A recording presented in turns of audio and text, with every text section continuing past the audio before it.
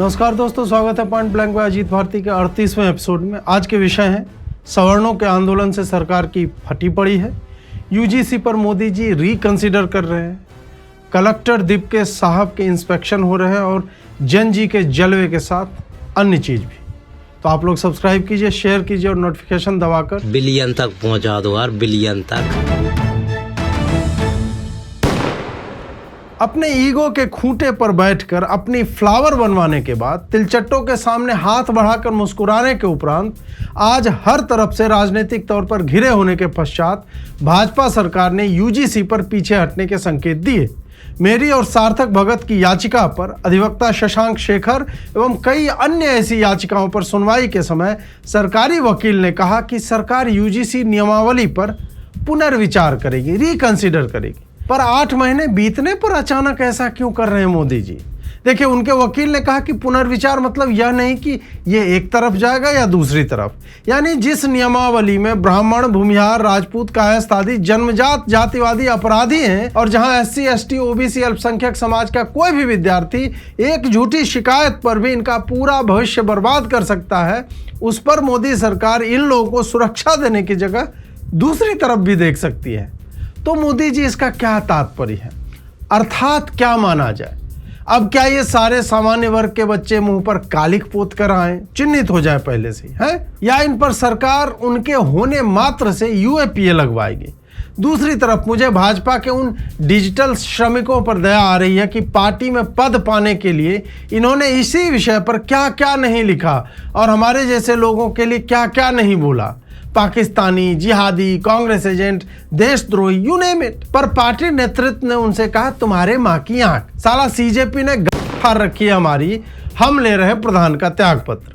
पहला चप्पल तो तुम्हारे मुंह पर वो वाला पड़ा, दूसरा चप्पल अब पड़ा है क्योंकि तुम्हें पता हो या ना हो, पार्टी को पता है कि करनी सेना, सवर्ण सेना, परशुराम दल, RHA आदि समेत दर्जनों ऐसे दल अब यूपी चुनाव के पहले सड़कों पर आ रहे हैं। तो उसका असर क्या होगा और कहां होगा? इसलिए उनको लज्जित होकर झेपते हुए रिकंसिडरेशन का स्मरण हो आया है। यही बात फरवरी में कर लेते। वैसे मोदी जी, ये मत कीजिए, सवर्णों को वहीं रखिए जो उनकी औकात है आपकी दृष्टि में। 4 चवन्नी घोड़े पर, सवर्ण हमारे हृदय की गहराइयों में। आपने कुछ और सोच लिया क्या? मुझे जंतर मंतर का जंजी समझ रखा है? तो मोदी जी देखिए, हम कभी संगठित नहीं होते, नहीं, आप अंबेडकर फुले करते रहिए। और हाँ, आपकी यह अदा हमें अच्छी लगी कि आपने दूसरे डेट पर पहुंचने में 7 महीने लगा दिए और आपकी सरकार ने कोई भी उत्तर नहीं दिया हमें जो आपको अगले डेट से पहले देना था।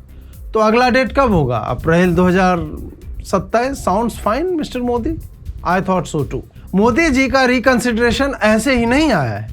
जब आपका राष्ट्रीय अध्यक्ष अपना पूरा बल लगाकर अपनी विधानसभा नहीं बचा पाता और आपको लग जाता है कि ट्विटर पर जीने वाले आपके कट्टर समर्थक आपको चूत पे सुना सुनाकर खाली हवा भर रहे हैं, तो आपको नीचे आना होता है। बांकीपुर के भाई साहब का वीडियो तो देखा ही होगा आपने, नहीं देखा तो देख लीजिए। वीडियो सीओ सब साला चोर को बैठा के रखा हुआ है, इसीलिए वोट दिए थे हम लोग। शंकर प्रसाद अभी आए थे वोट मांगने। हाँ, वो यूजीसी पर साइन किया था यूजीसी पर।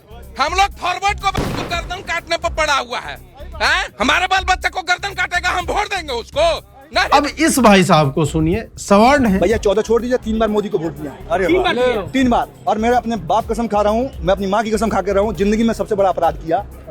इस बीजेपी को वोट देने के कारण 7 महीने क्लोज आर्स्ट में रहा, ये मेरे पास साक्ष्य है। अगर आपको लगता है कि आगे कितनी बार बीजेपी को वोट देंगे आप, अब हमारा जूता ना दे, जूता ना दे।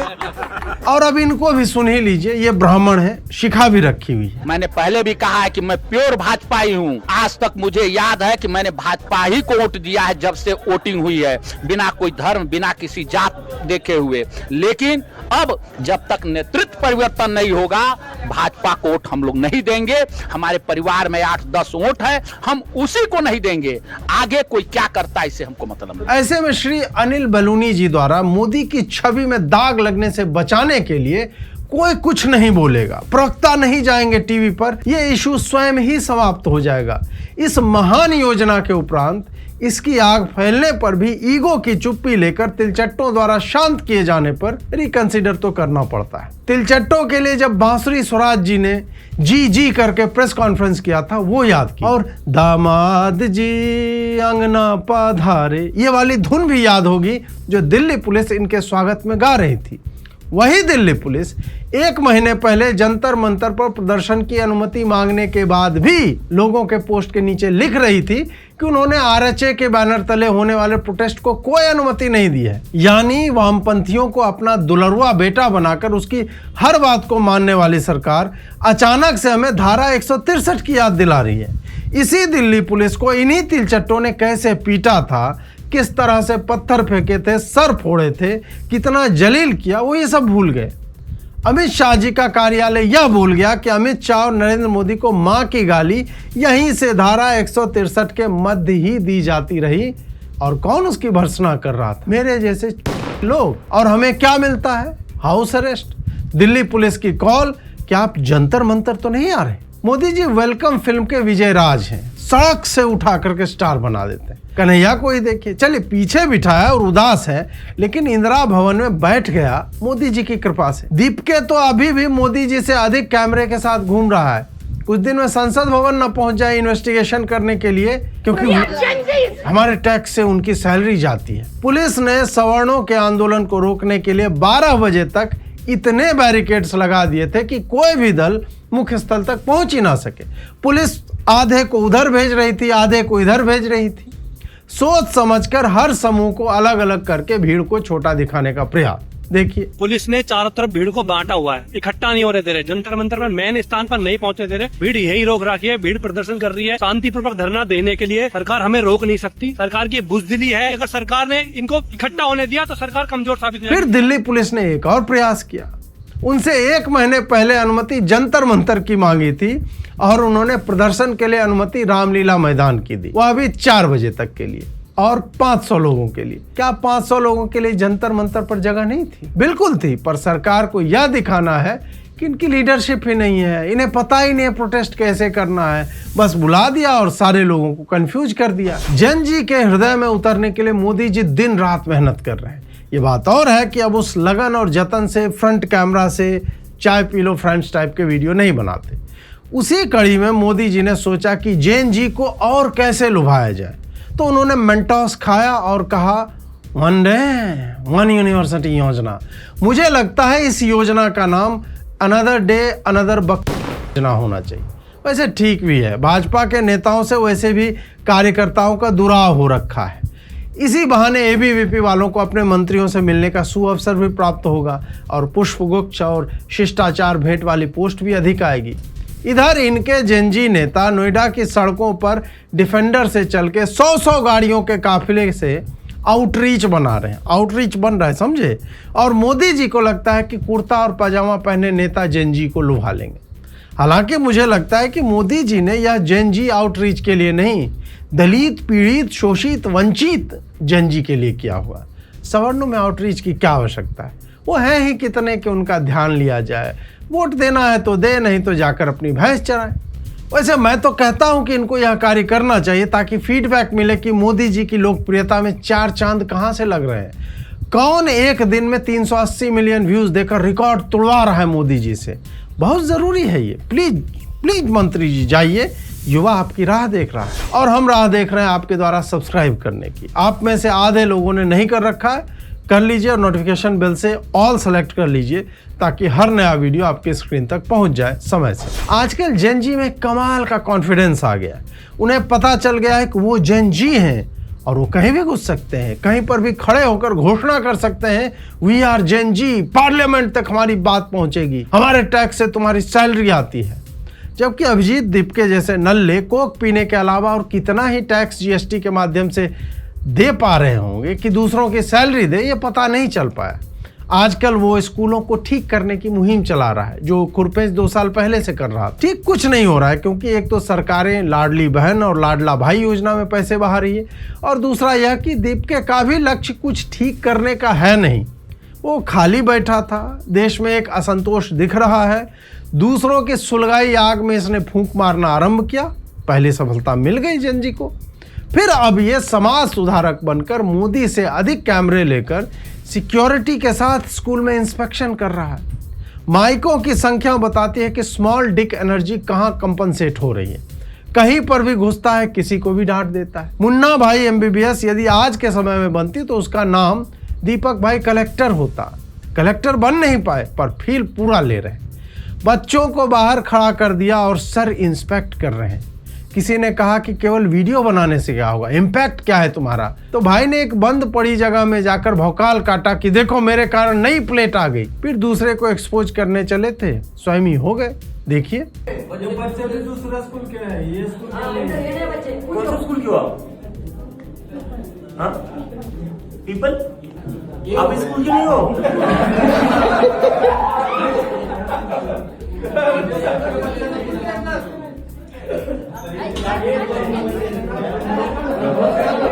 जब दीपके ने एक जगह ये बकलोली चालू की तो रैंडम लोग कॉकरोच के नाम पर घुस करके कहीं पर भी बवाल काट दे रहे। यहाँ देखिए फॉर्म भरवाया जा रहा है, पर किस बात का? ये इंस्पेक्शन देखिए इन सर का। स्कूल में दीपके को न तो फडणवीस ने रोका, न रंका को भजन लाल ने, तो छोटे छोटे कॉकरोच अब सरकारी कार्यालयों में जाकर के बकलोली कर रहे हैं। इनको देखिए जो कह रहे हैं कि बेसिक शिक्षा अधिकारी आरएसएस का दलाल है, और वो सुन भी रहा है सर आरएसएस की दलाली कर रहे हो, आवाज नीचे करो। दलाली कर रहे हो आरएसएस की, दलाली कर रहे हो आरएसएस की, आप दलाली कर रहे हो आरएसएस की। मांग रहा हूं, दे रहा हूं आपको। हाँ तो दे दो, हम बैठे हैं। अब क्या है कि जब बांसुरी जी सांसद महोदया ऐसे तिलचट्टों को दीपके जी बोले, नड्डा जी उनसे मिलकर उनकी बातें मान ले, महाराष्ट्र पुलिस उनकी डांट सुने, तो ये शिक्षक और बेसिक शिक्षा अधिकारी घंटा कुछ कर लेंगे। भाजपा ने बोला है कि भाई लोकचंद्र है, लोकचंद्र में नागरिक हॉस्पिटल में घुसकर डॉक्टर का नीट स्कोर पूछ सकता है। टैक्स देते हैं भाई, सैलरी आती है इनकी, और भाजपा के दामाद हैं ये। दिन इतने विकट चल रहे हैं कि मुल्ले भी शिक्षा की चिंता कर रहे हैं। ये वो है जिसे मदरसे के मौलवी ने टाइप सी से रिचार्ज कर दिया होगा। इसको चिंता है कि प्रिंसिपल इसको घुसने नहीं दे रहा है। लेटेस्ट समाचार यह है कि आशुतोष रंका गए थे इंस्पेक्शन करने, वहां के स्थानीय लोगों ने उनके साथ ये कर दिया। हाल ही में मोदी जी से प्रेरणा लेते हुए किसी ने दलित माता के नाम का एक पेज बना दिया, वेब पेज। उस पर दलित माता कौन है, कहां से आई हैं, संपूर्ण साधना, पूजा की विधि पद्धति आदि सब दी गई है। नीले रंग की ज्योति जल रही है। पर मनुवादियों ने इसे एक मीम मूवमेंट कहकर छोटा करने की कोशिश की, जबकि दलित माता की पूरी आरती हो रही है। लोग दीवानों की तरह माता के आगमन पर नाच रहे हैं। कुछ दुष्टों ने अब माता के डिजिटल दर्शन पर भी रोक लगा दी है, ताकि उनकी बात पूरी तरह से फैले नहीं और अनुयायी इससे दूर से जुड़ ना सके। कुछ लोग जो इसकी आलोचना कर रहे थे, रातों रात उनके ट्वीट डिलीट हो गए। एक भाई ने सुप्रीम दलित कॉन्शियसनेस के रूप में दलित माता को स्थापित करते हुए लिखा है कि उनसे ही 33 कोटि यानी 33 प्रकार के दलित माताओं का प्रादुर्भाव होता है, जो स्वयं the foundational underlying reality of all Dalit consciousness कही जाती है। अजीत जी इस पर जोक कहाँ रह गया? जोक मारा तो जोक ही रह जाएगा, और मुझे मोदी जी के आशीर्वाद से SC/ST एक्ट के तहत जेल में बिना बेल के डाल दिया जाएगा, तो बर्दाश्त कीजिए। लेकिन देखिए, एक तरफ दलितमाता.com चल रहा था, दूसरी तरफ किन्नरों ने मोदी जी को अपना भगवान मानते हुए उनकी पूजा अर्चना दिल्ली प्रेस क्लब में कर दी। ये वही व्यक्ति है जिसने कुछ दिन पूर्व पटना में विश्व के सबसे बड़े मंदिर के लिए भूमि मांगी थी, ताकि मोदी जी की प्राण प्रतिष्ठा की जाए। जीवित में ही कर सकते हैं। वैसे जिस तरह से CAA, किसान आंदोलन और तिलचट्टों को मोदी सरकार ने ट्रीट किया, सही लोगों ने उनको अपना भगवान माना है। जैसे किन्नर आपको ट्रेन में ए चिकने ये कह कह करके 10 रुपये मांगते हैं, यहाँ मोदी जी की सरकार ए शाहरुख, ए चिकने सौरभ दास पे तो फिसलती ही रही है। आज मोदी चालीसा भी गाई गई। इस पर कुछ पुराने समर्थक हैं, वो थोड़े नाराज हो गए कि उनको ये आइडिया क्यों नहीं आया। यह कार्य बहुत पहले हो जाना चाहिए था। मोदी जी ने देश के लिए कितना कुछ किया है। जैसे ब्रह्मा जी के मुख से ब्राह्मण, छाती से क्षत्रिय उत्पन्न होते हैं, वैसे ही मोदी जी ने अपने भागवत प्रभाव से इन दोनों ही प्राणियों को जन्मजात अपराधी बना दिया। ब्रह्मा जी केवल जन्म देते हैं, मोदी जी उनकी मार लेते हैं कि अच्छा तू ब्राह्मण है, तू भूमिहार, तू राजपूत, तेरी तो कब्र खुदेगी और तू चिल्लाता रहेगा, कोई सुनेगा नहीं। भगवान मोदी जी आपको दुनिया से गायब कर सकते हैं कि तू है पर तेरे होने का कोई मतलब नहीं है। वैसे उनकी चालीसा में कुछ पंक्तियां जोड़ी जा सकती हैं। है मोदी जी ज्ञान के सागर, हैं मोदी जी सबके फादर, SC ST एक्ट प्रबल बनाए, सवर्णों को बांस कराए, रुका नहीं गया जब उनसे UGC तब निकला मन से, दलित जाति ही चित्त में धरई, मोदी जी पे सब सुख करई, राम मंदिर में डाका पड़ाए, अंबेडकर के तीर्थ बनाए, आपन तेज संभलता ना पे, सवर्ण जाति थर थर कांपे, कैबिनेट मंत्री पुलिस प्रशासन, तिलचट्टों को बाप बनावन, OBC तनय अति पिछड़न, डायमंड फेसियल रूप, दलित पीड़ित वंचित सहित, हृदय बसहु दलिभूप। अजीत जी दलिभूप नहीं समझा रहे, ता साइलेंट है, पोएटिक लाइसेंस होता है कवियों को थोड़ा सा। बाकी समझ तो ही गए ना कि मोदी जी की महिमा अपरंपार है। नए समाचार के अनुसार भारत सरकार चीनी आयात करने पर विचार कर रही है या संभवतः कर ही रही है, टैक्स फ्री कर दिया उसको। अजीत जी हम लोग तो सरप्लस थे चीनी उत्पादन में, ये कैसे हो गया? सरकार ने जब से चीनी के लिए जो गन्ना उगाया जाता था उसको डाइवर्ट करके एथनॉल बनाना आरंभ किया तो थोड़ा सा प्रॉब्लम हो गया। पर अजीत जी एथनॉल तो चीनी निकालने के बाद बची सिट्ठी और शीरे से बनती है ना। हाँ, सरकार के चाटुकार आपको यही कहेंगे, पर जो वो बात छुपा लेते हैं वो ये है कि पिछले कुछ समय से थैंक्स टू गडकरी जीज लव फॉर एथनॉल हम लोग इसमें सीधे गन्ने के रस से इथेनॉल बनाने में व्यस्त हैं, ताकि जो लक्ष्य 2030 में पूरा होना था उसे छाती ठोक कर 2025 में पूरा कर लिया गया। और आज चीनी प्रति किलो एक महीने में 35-40 से 55 से 65 रुपये तक जा चुकी है। अब बस मोदी जी से आग्रह है कि एक video hello middle class friends करके बना दे कि दोस्तों आपने तो सुना ही होगा कि देश में चीनी की खपत बढ़ गई है, जिससे मांग भी ज़्यादा हुई है। ऐसा नहीं है कि हमारे किसान भाई गन्ने नहीं उगा रहे हैं, पर हमारे एक मंत्री जी ने हमारी इस पॉलिसी में गन्ना बो दिया है। पर उन्हें इतना अग्रेसिव रहने तो मैं नहीं बोला था जी। वो सब छोड़िए, आप लोग ऐसा कीजिए कि शाम की चाय बिना चीनी की पी लीजिए। आयुर्वेद में चीनी को वैसे भी मारक बताया गया है, इसलिए आप जब ऐसा करेंगे तो देश को चीनी आयात नहीं करनी पड़ेगी और आपके हेल्थ का बिल भी कम हो जाएगा और उस बचे पैसे से आपके पति पेट्रोल पर कोई सेस दे देंगे जी। नमस्ते फ्रेंड। पर मोदी जी चाय ही ना छोड़ दे हम लोग एक टाइम की। फ्रेंड्स चाय वाले से कह रहे हो कि चाय छोड़ दें जी। देश के भावी प्रधानमंत्री का हक मार रहे हो जी। और चाय के बगानों में जो मैं कह के आया हूँ कि आपकी चाय दुगनी बिचवा दूंगा, उसका क्या, चाय पीते रहिए और जब उसकी खपत ज़्यादा हो जाएगी तो वो वाला रील बनाऊंगा। और हाँ, सोना अभी मत खरीद लेना जी, देश को आगे बढ़ाना है कि नहीं बढ़ाना है। हाल ही में उत्तर प्रदेश पुलिस ने अपने एनकाउंटर का BTS फुटेज रिलीज किया है। इस वीडियो को पहले देखिए।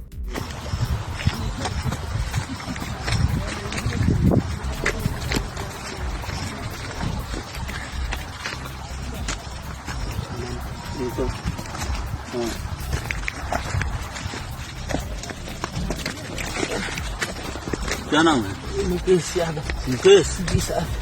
फायर क्यों कर दिए? और इधर तो भाई इधर दिखाओ।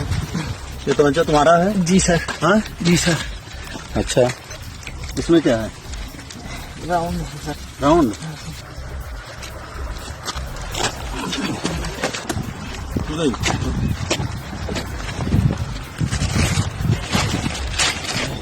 कितना खर्च होगा? कितना होगा? 10-15 बाकी होंगे।